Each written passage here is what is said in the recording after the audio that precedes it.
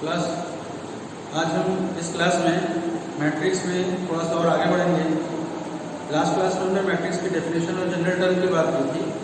तो आज इस क्लास में हम टाइप्स ऑफ मैट्रिसेस की बात करेंगे। मैट्रिसेस कितने टाइप्स के होते हैं उनको उनकी डेफिनेशन देखेंगे और उनको एक एग्जांपल से भी हम देखेंगे। ठीक है, तो चलो टाइप्स ऑफ मैट्रिसेस में सबसे पहला जो मैट्रिक्स का टाइप होता है वो होता है रो मैट्रिक्स।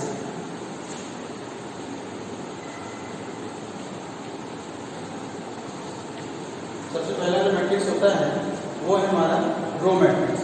अब रो मैट्रिक्स क्या होता है? ऐसा मैट्रिक्स जिसमें सिर्फ एक ही रो हो। ठीक है, ऐसा मैट्रिक्स जिसमें जो रो हो वो कितने हो गए? सिर्फ एक ही हो, ओनली वन, और उसमें जो नंबर ऑफ कॉलम्स हैं वो कितने भी हो सकते हैं। ठीक है, तो नंबर ऑफ कॉलम्स कितने भी हो सकते हैं, लेकिन जो हमारे रो है वो एक ही होना चाहिए। तो ऐसे मैट्रिक्स को हम रो मैट्रिक्स बोलते हैं। फॉर एग्जाम्पल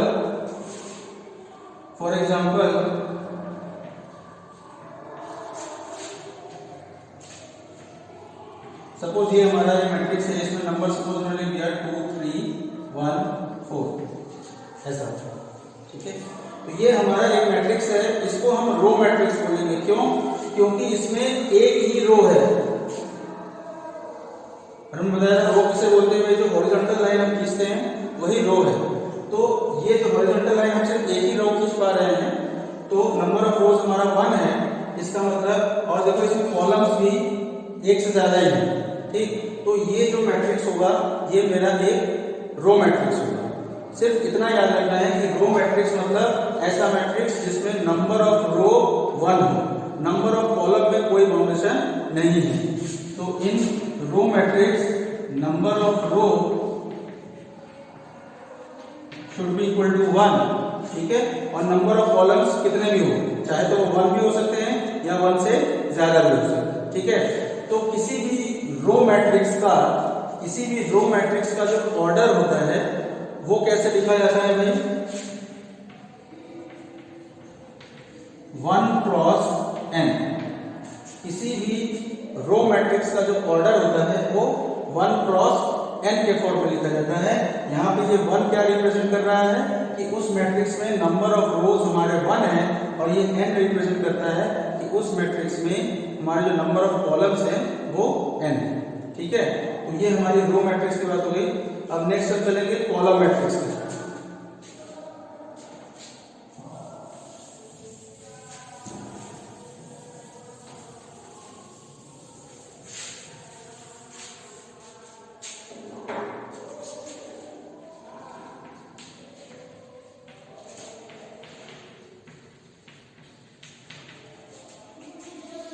कॉलम मैट्रिक्स, अब देखो भाई कॉलम मैट्रिक्स क्या होता है। तो जैसा रो मैट्रिक्स में था कि सिर्फ एक ही रो होता है, तो सेम डेफिनेशन कॉलम मैट्रिक्स में भी है कि ऐसा मैट्रिक्स जिसमें सिर्फ एक कॉलम हो, नंबर ऑफ कॉलम्स जो है वो 1 होना चाहिए, नंबर ऑफ रोज हमारे कितने भी हो सकते हैं। ठीक है, तो ऐसे मैट्रिक्स को कॉलम मैट्रिक्स बोला जाता है। तो कॉलम मैट्रिक्स में हमारा जो नंबर ऑफ कॉलम्स होता है वो एग्जैक्टली 1 ही होता है, और नंबर ऑफ रोज कितने भी हो, कोई बाउंडेशन नहीं है। ठीक, तो अगर हम ऑर्डर की बात करें, किसी भी कॉलम मैट्रिक्स का जो ऑर्डर होता है वो कैसा होगा भाई? m cross 1। अब m क्रॉस 1 क्या रिप्रेजेंट कर रहा है कि इस कॉलम मैट्रिक्स में हमारे जो नंबर ऑफ रोज हैं वो m हो सकते हैं, मतलब कितने भी हो सकते हैं नंबर ऑफ रोज, लेकिन जो नंबर ऑफ कॉलम्स है वो हमारा कितने होंगे भाई? एग्जैक्टली 1 ही होंगे। ठीक, अब एग्जांपल के लिए कॉलम मैट्रिक्स कैसा होता है? सपोज 1 2 3 4, ये हमारा कॉलम मैट्रिक्स है। क्यों? क्योंकि इसमें एक ही कॉलम है। रोज तो इसमें देखो 1 2 3 4 रोज है, लेकिन कॉलम सिर्फ और सिर्फ एक ही है। तो कोई भी मैट्रिक्स अगर उसमें सिर्फ एक कॉलम हो, रोज भले ही कितने हो, लेकिन अगर नंबर ऑफ कॉलम्स हमारे सिर्फ 1 है तो फिर उस मैट्रिक्स को हम कॉलम मैट्रिक्स बोलते हैं। ठीक है, चलो नेक्स्ट मैट्रिक्स है स्क्वायर मैट्रिक्स।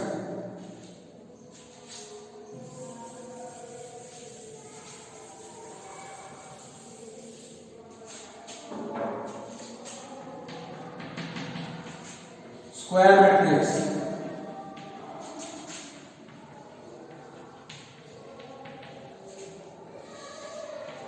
अब देखो भाई स्क्वायर मैट्रिक्स किसे बोलते हैं, तो कोई भी मैट्रिक्स स्क्वायर मैट्रिक्स तभी माना जाएगा अगर उस मैट्रिक्स के नंबर ऑफ रोज और नंबर ऑफ कॉलम्स दोनों इक्वल हो।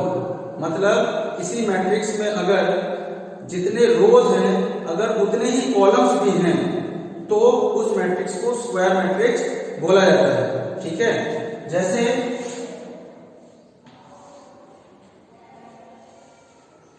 किसी भी स्क्वायर मैट्रिक्स में नंबर ऑफ रोज इक्वल होता है नंबर ऑफ कॉलम्स की। नंबर ऑफ रोज जो है वो इक्वल होता है नंबर ऑफ कॉलम्स की। जैसे हमने सपोज ऐसा बना दिया 1 2 3 4 5 6 7 8 9, ये हमारा एक मैट्रिक्स है, तो ये स्क्वायर मैट्रिक्स है। अब ये स्क्वायर मैट्रिक्स क्यों है, क्योंकि इसमें जितने रोज हैं उतने कॉलम्स हैं।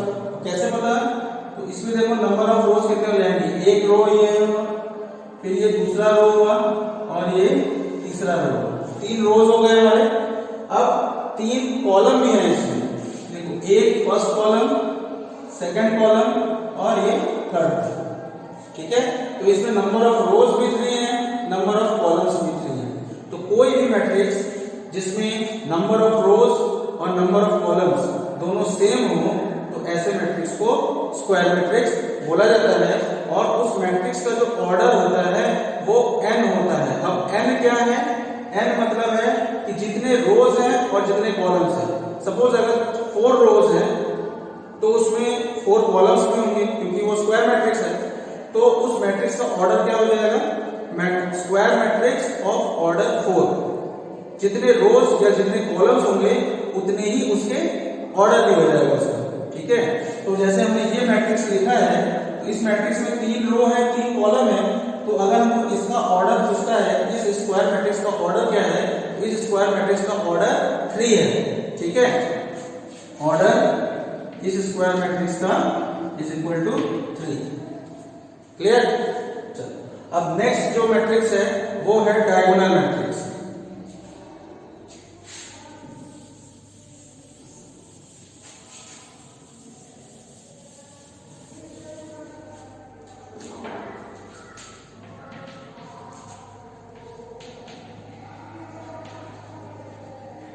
डायगोनल मैट्रिक्स,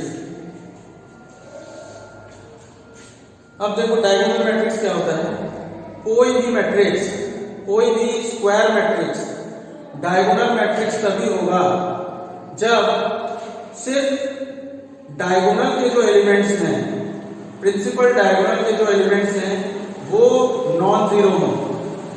डायगोनल के एलिमेंट्स को छोड़ के बाकी जितने भी एलिमेंट्स हैं वो सारे के सारे हमारे जीरो होने चाहिए। ठीक है, फॉर एग्जांपल अगर हम एक स्क्वायर मैट्रिक्स ले लें, अगर हम एक स्क्वायर मैट्रिक्स ले लें और उसके डायगोनल एलिमेंट्स को, जैसे ये 1 2 3, अब सिर्फ इसी को डायगोनल एलिमेंट बोला जाता है, इधर वाले को डायगोनल नहीं को माना जाएगा। ठीक है, ये सिर्फ प्रिंसिपल डायगोनल जो है यही हमारा, इसी को हम डायगोनल एलिमेंट्स मानेंगे। अब इस डायगोनल के अलावा जितने भी एलिमेंट्स होंगे, यानी कि यहाँ पे होगा, यहाँ पे सारे के सारे एलिमेंट्स जो हैं वो जीरो होने चाहिए। बात समझ आ रही है, तो इसको लिखा जाता है कि a square matrix is said to be a diagonal matrix if aij is equal to 0, aij is equal to 0 when I not equals to 0, when I not equals to j, और aij की value 0 नहीं होगी अगर I और j equal हुआ तो। ठीक, I और j का मतलब I क्या represent j number of column को रिप्रेजेंट करता है। अगर i और j अलग अलग हो गए, क्योंकि जो डायगोनल एलिमेंट्स हमारा क्या होगा भाई, ये जो 1 है ये कौन सा वाला एलिमेंट है, a11 है। ये जो 2 है ये कौन सा वाला एलिमेंट है, a22 है। और ये जो 3 है ये कौन सा वाला एलिमेंट है, a33 है। तो हम देख पा रहे हैं कि जितने भी डायगोनल एलिमेंट्स होते हैं उसमें i और j जो होते हैं वो हमेशा इक्वल होते हैं। इसीलिए जब i और j हमारा इक्वल होगा तो aij यानी कि उस एलिमेंट की वैल्यू 0 नहीं होगी, ठीक है, 0 जो है वो नहीं होगी। लेकिन जो a अगर i और j हमारा इक्वल नहीं है, यानी कि बाकी सारे एलिमेंट्स, डायगोनल एलिमेंट्स को छोड़ के बाकी सारे एलिमेंट्स जिसमें i और j की वैल्यू इक्वल नहीं होगी, उनमें जो aij की वैल्यू होगी वो 0 होगी। बात समझ में आया, ठीक है। ये हमारा डायगोनल मैट्रिक्स होता है और हर डायगोनल मैट्रिक्स हमेशा एक स्क्वायर मैट्रिक्स होता है, ठीक है। नेक्स्ट मैट्रिक्स होता है स्केलर मैट्रिक्स।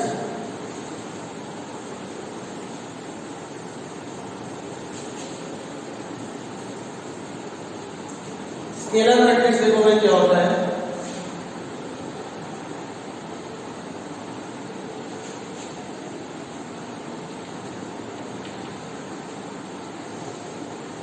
स्केलर मैट्रिक्स, अब स्केलर मैट्रिक्स में सबसे पहले तो एक स्क्वायर मैट्रिक्स होता है और स्क्वायर मैट्रिक्स के साथ साथ ये एक डायगोनल मैट्रिक्स भी होता है, ठीक है। स्केलर मैट्रिक्स जो है सबसे पहले तो एक स्क्वायर मैट्रिक्स होता है और उसके अलावा वो जो स्क्वायर मैट्रिक्स है वो एक डायगोनल मैट्रिक्स भी होता है। अब डायगोनल मैट्रिक्स में भी एक खास टाइप का ये मैट्रिक्स है। जैसे हमने इसके पहले डायगोनल बताया था कि उसमें डायगोनल एलिमेंट्स जो होते हैं वो नॉन जीरो होते हैं, यानी कि जीरो नहीं होते, बाकी सारे एलिमेंट जीरो होते हैं। डायगोनल एलिमेंट्स को छोड़ के बाकी सारे एलिमेंट जीरो होते हैं। सेम इसी तरह जो स्केलर मैट्रिक्स है इसमें भी डायगोनल एलिमेंट्स को छोड़ के बाकी सारे के सारे एलिमेंट्स हमारे जीरो होते हैं। और इसके अलावा जो डायगोनल एलिमेंट्स हैं वो भी हमारे इक्वल होते हैं, ठीक है। जो डायगोनल एलिमेंट्स हैं वो हमारे इक्वल होते हैं, जबकि एक्चुअल जो डायगोनल मैट्रिक्स होता है उसमें हमारे डायगोनल एलिमेंट इक्वल नहीं होते। इक्वल होना मतलब जरूरी नहीं है, लेकिन स्केलर मैट्रिक्स में जो डायगोनल एलिमेंट्स हैं उसको वहां पे इक्वल होते हैं। जैसे मैट्रिक्स जो होता है वो स्केलर मैट्रिक्स इस टाइप का होता है। जैसे अगर हम 3x3 का यहाँ बनाए तो C और C डायगोनल एलिमेंट्स हमेशा सेम होंगे। C यानी कोई भी कांस्टेंट है, बाकी एलिमेंट्स जीरो ही होते हैं, ठीक है। ये हमारा एक स्केलर मैट्रिक्स है। तो स्केलर मैट्रिक्स को डिफाइन कैसे करते हैं भाई कि aij is equal to 0, aij की वैल्यू 0 होती है if I not equals to j, clear. और aij की वैल्यू c होती है if I is equal to j। मतलब I और j इक्वल कब होता है भाई, जब हम डायगोनल एलिमेंट्स की बात करते हैं। तो डायगोनल एलिमेंट्स हमारा c होगा, कोई भी कांस्टेंट, ठीक है। अगर 1 है तो तीनों डायगोनल एलिमेंट्स 1 1 1 होने चाहिए। अगर 2 है तो 2 2 2, 3 है तो 3 3 3, इस तरह से होंगे, ठीक है। डायगोनल एलिमेंट्स चेंज नहीं हो सकते। अगर वो चेंज हो गया तो फिर वो स्केलर मैट्रिक्स नहीं हो जाएगा, फिर वो कौन सा मैट्रिक्स हो जाएगा, वो सिंपल एक डायगोनल मैट्रिक्स हो जाएगा, ठीक है। और स्केलर मैट्रिक्स के लिए हमें सिंपल क्या चाहिए कि हर मैट्रिक्स का जो डायगोनल एलिमेंट है वो हमेशा सेम होना चाहिए, इक्वल होना चाहिए, ठीक है। तो ये हो गई स्केलर मैट्रिक्स की बात। अब नेक्स्ट जो मैट्रिक्स है वो है आइडेंटिटी मैट्रिक्स।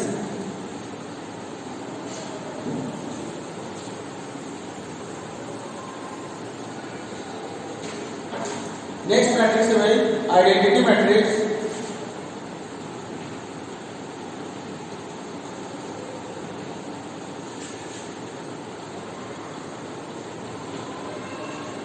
आइडेंटिटी मैट्रिक्स को ही एक दूसरे नाम से भी जाना जाता है और वो है यूनिट मैट्रिक्स।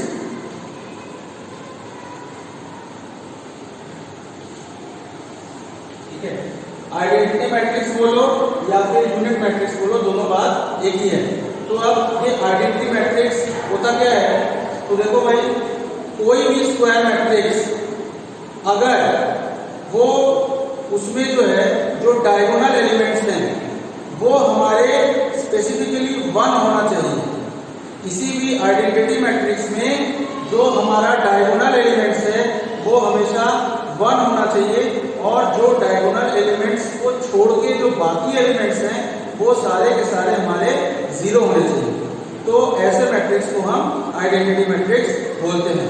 ठीक है, जैसे ये मैट्रिक्स है और ये जो आइडेंटिटी मैट्रिक्स है ये भी हमारा कैसा मैट्रिक्स होता है भाई, एक स्क्वायर मैट्रिक्स होता है। क्लियर? स्क्वायर मैट्रिक्स मतलब इसमें नंबर ऑफ रोज और नंबर ऑफ कॉलम्स इक्वल होते हैं। तो जैसे 1 1 1 डायगोनल एलिमेंट्स को हमने 1 कर दिया और बाकी सारे एलिमेंट्स को हमने 0 कर दिया। ठीक है, तो इस टाइप की जो मैट्रिक्स है इसको आइडेंटिटी मैट्रिक्स बोलते हैं। जैसे ये आइडेंटिटी मैट्रिक्स है और इसका ऑर्डर क्या है भाई, 3, क्योंकि ये 3 क्रॉस 3 का है। अगर हम 2 क्रॉस 2 का बनाना चाहें तो आइडेंटिटी मैट्रिक्स सिंपल ऐसा दिखेगा, 1 0 0। क्लियर? अगर हम 4 क्रॉस 4 का बनाना चाहें तो क्या होगा भाई, 1 1 1 1, बाकी सब जगह पे 0 हो जाएगा।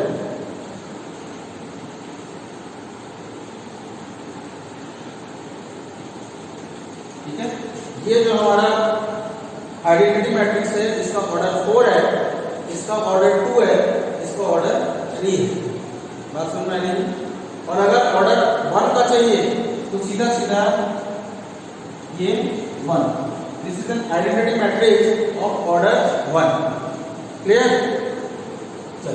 आइडेंटिटी मैट्रिक्स का जो डिटरमिनेंट होता है भाई वो 1 होता है, ये ध्यान रखना। आइडेंटिटी मैट्रिक्स का नाम ही इसलिए है आइडेंटिटी मैट्रिक्स या फिर यूनिट मैट्रिक्स। तो यूनिट मैट्रिक्स का भी मतलब वही होता है कि ऐसा मैट्रिक्स जिसका डिटरमिनेंट 1 हो, और 1 तभी मिलता है जब हम सारे डायगोनल एलिमेंट्स को 1 रखें और उसके अलावा जो बाकी एलिमेंट्स हैं उसको 0 रखें। बात समझ आ रही है? देखो भाई, ये आइडेंटिटी मैट्रिक्स की बातें की। अब नेक्स्ट जो मैट्रिक्स है वो है हमारा 0 मैट्रिक्स। ठीक है,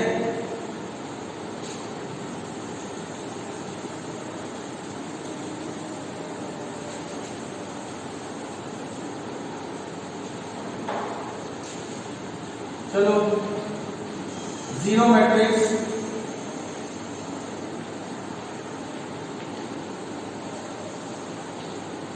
अब 0 मैट्रिक्स क्या होता है, कोई भी स्क्वायर मैट्रिक्स अगर उसका हर एक एलिमेंट 0 हो, कोई भी मैट्रिक्स जिसका हर एक एलिमेंट 0 होता है उस मैट्रिक्स को 0 मैट्रिक्स बोला जाता है। ठीक है, 0 मैट्रिक्स को भी और नामों से जाना जाता है। जैसे 0 मैट्रिक्स को नल मैट्रिक्स भी बोलते हैं, नल मैट्रिक्स भी बोला जाता है, या फिर इसी को वॉइड मैट्रिक्स भी बोला जाता है। ठीक है, 0 मैट्रिक्स बोलो या फिर नल मैट्रिक्स बोलो या फिर वॉइड मैट्रिक्स बोलो, तीनों का मतलब जो है वो सेम है। और तीनों का मतलब क्या है भाई, कि ऐसा स्क्वायर मैट्रिक्स जिसमें हर एलिमेंट हमारा 0 होना चाहिए। ठीक है, जैसे अगर हम 3 क्रॉस 3 का बना दें तो ये 0 0 0 0 0 0 और 0 0 0। ठीक है, ये हमारा 0 मैट्रिक्स हो गया, हर एलिमेंट हमारा 0 होना चाहिए। ठीक है, और किसी भी 0 मैट्रिक्स का यानी कि जो नल मैट्रिक्स है, वॉइड मैट्रिक्स कुछ भी कह लो, उसका डिटरमिनेंट अगर हम निकालें तो वो 0 आता है। जैसे आइडेंटिटी मैट्रिक्स का जो डिटरमिनेंट है वो हमेशा 0 होता है, सॉरी 1 होता है, उसी तरह से जो 0 मैट्रिक्स है उसका डिटरमिनेंट हमेशा 0। क्लियर? तो ये 0 मैट्रिक्स की बात हो गई। अब आगे कौन सा मैट्रिक्स है भाई, पहले इसको देख लो भाई, तो आगे भी चलते हैं।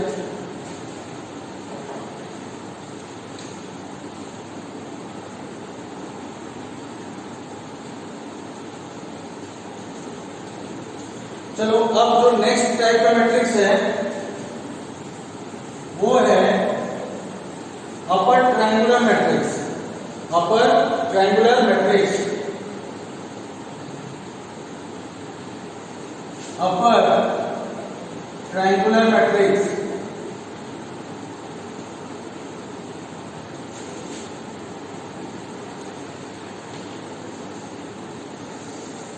अब अपर ट्रायंगुलर मैट्रिक्स का क्या मतलब है? तो देखो, कोई सा भी स्क्वायर मैट्रिक्स वो अपर ट्रायंगुलर मैट्रिक्स तभी होता है जब उसका जो प्रिंसिपल डायगोनल है उस डायगोनल के नीचे के जितने भी एलिमेंट्स हैं वो 0 होने चाहिए।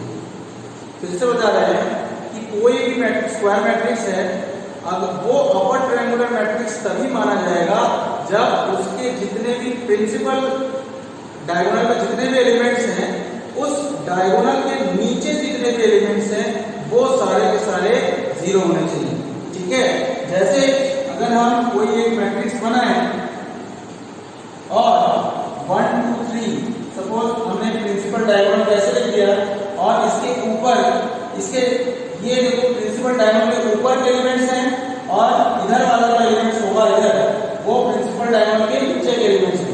तो ये अपर डायगोनल एलिमेंट अपर डायगोनल मैट्रिक्स तभी माना जाएगा जब ये प्रिंसिपल डायगोनल के नीचे के जो एलिमेंट्स हैं यानी कि यहाँ पे एक एलिमेंट, यहाँ पे एक एलिमेंट और यहाँ पे एक एलिमेंट, प्रिंसिपल डायगोनल के नीचे जितने भी एलिमेंट्स हैं वो सारे के सारे हमारे 0 होने चाहिए, जबकि प्रिंसिपल डायगोनल के ऊपर के जो एलिमेंट्स हैं वो 0 वो ऐसा जरूरी नहीं है। ठीक है, वो नॉन 0 भी हो सकते हैं, यानी कि सपोज हमने यहाँ 4 रख दिया, यहाँ 3 रख दिया, यहाँ पे 5 रख दिया। ठीक है, तो ध्यान से हम देखेंगे कि अपर ट्रायंगुलर मैट्रिक्स का मतलब ऐसा मैट्रिक्स जिसमें प्रिंसिपल डायगोनल के नीचे जितने भी एलिमेंट्स हैं वो सारे के सारे अगर हमारे 0 हैं और प्रिंसिपल डायगोनल और प्रिंसिपल डायगोनल के ऊपर के जो एलिमेंट्स हैं वो हमारे 0 होना बाउंडेशन नहीं है। ठीक है, वो हमारे नॉन 0 भी हो सकते हैं। ठीक है, तो इसको हम अपर ट्रायंगुलर मैट्रिक्स बोलेंगे। अब इसको जैसे हम क्या कह सकते हैं, इसको अगर हम डिफाइन करना चाहें तो इसको हम डिफाइन कैसे कर सकते हैं भाई, ए आई जे की वैल्यू नॉन 0 होगी, ए आई जे की वैल्यू नॉन 0 होगी if I is less than or equal to j। अगर जो हमारा नंबर ऑफ रो है वो या तो नंबर ऑफ कॉलम के बराबर हो या तो नंबर ऑफ कॉलम से छोटा हो। अगर ऐसा है तो फिर ए आई जे की वैल्यू 0 नहीं होगी। क्लियर? और अगर हमारा जो i की वैल्यू वो j से अगर ज्यादा है, इसका मतलब जो हमारा नंबर ऑफ रो है वो अगर ज्यादा है और नंबर ऑफ कॉलम हमारा कम है तो उस ए आई जे की वैल्यू 0 होगी। जैसे देखो यहाँ पे हमारा 0 है तो यहाँ पे ये वाला कौन सा नंबर है भाई हमारा, ये जो एलिमेंट है ये कौन सा वाला एलिमेंट है, A21, क्योंकि ये सेकंड रो का एलिमेंट है और फर्स्ट कॉलम का एलिमेंट है। तो देखो भाई यहाँ पे जो i है वो हमारा 2 है और ये जो 1 है वो हमारा j है, j इक्वल टू 1 है।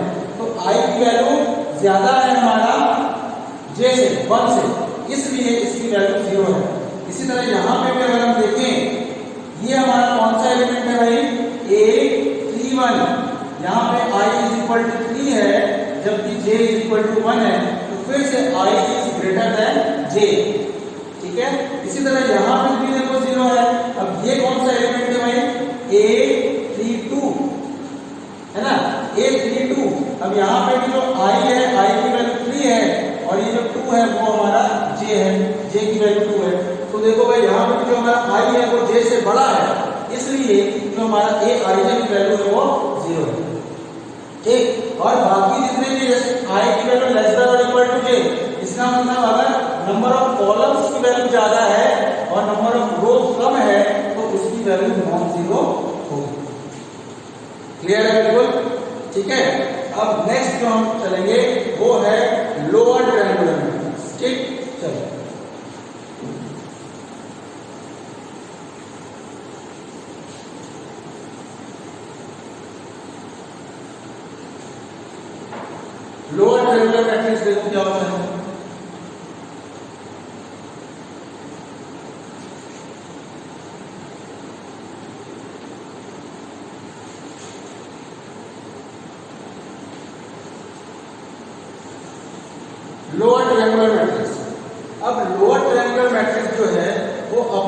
ट्रायंगुलर मैट्रिक्स का बिल्कुल उल्टा होता है।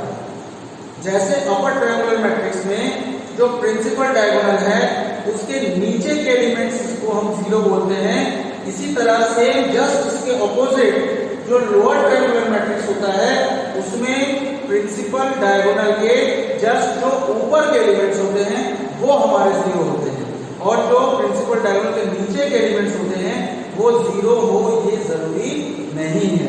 ठीक है, जैसे जो लोअर ट्रायंगुलर मैट्रिक्स होता है वो कुछ इस टाइप का होता है, और लोअर ट्रायंगुलर मैट्रिक्स भाई एक स्क्वायर मैट्रिक्स है, ये ध्यान देना है। ठीक है, तो लोअर ट्रायंगुलर मैट्रिक्स में जो प्रिंसिपल डायगोनल है उसके ऊपर के जो एलिमेंट्स हैं वो हमारे जीरो होने चाहिए, यानी कि ये होगा 0 0 0, और इस प्रिंसिपल डायगोनल के जो नीचे के एलिमेंट्स हैं वो नॉन जीरो। ठीक है, तो ये हमारा लोअर ट्रायंगुलर मैट्रिक्स का एक एग्जांपल है। इसको अगर हमको सिंपल डिफाइन करना हो तो हम लिखेंगे कि Aij is equal to 0। Aij 0 होगा if j is greater than i, यानी कि इसको उल्टा ऐसे भी लिख सकते हैं कि i is less than j।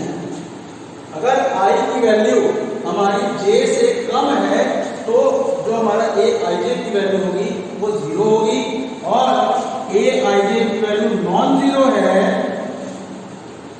अगर i की वैल्यू ग्रेटर देन और इक्वल टू j। मतलब जो नंबर ऑफ रो है अगर वो नंबर ऑफ कॉलम से ज्यादा हुआ, या फिर अगर दोनों सेम भी हो गए, यानी कि number of row equals to number of column भी हो गया, उस केस में भी हमारा जो Aij उस मैट्रिक्स में जो करस्पॉन्डिंग एलिमेंट की वैल्यू होगी वो हमारी नॉन जीरो होगी। ठीक है, तो ये हमारा लोअर ट्रायंगुलर मैट्रिक्स के बारे में हमने थोड़ा बताया। ठीक, तो चलो भाई आज इस क्लास में इतना रहेगा। हमने आज जितने भी टाइप के मैट्रिक्सेस हमें इस क्लास में पढ़ने हैं उसके बारे में हमने बता दिया कि क्या क्या होता है, और कोई भी मैट्रिक्स किस टाइप का दिखता है, कैसे हम उसको बनाते हैं, उसके ऑर्डर के बारे में भी।